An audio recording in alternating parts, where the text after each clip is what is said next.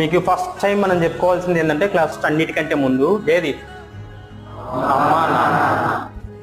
అమ్మా నాన్న బోర్ కొట్టింటారు చాలా మందికి, చూసి చూసి చూసి బోర్ అనమాట వాళ్ళంటే మనకి. అర్థమైందా?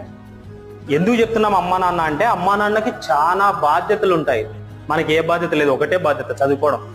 ఓకే, ఏ బాధ్యత ఉంది అమ్మా నాన్నకి? అప్పులు ఉంటాయి. రెండోది బాధ్యతలు. మూడోది నాలుగు చిన్న సంతోషాలు ఉంటాయి. పెద్ద సంతోషాలు ఉండవు, చిన్న సంతోషాలు ఉంటాయి. ఆ చిన్న సంతోషాల్లో నువ్వు కూడా ఒక భాగం. ఎవరు? కొడుకు కూతురు.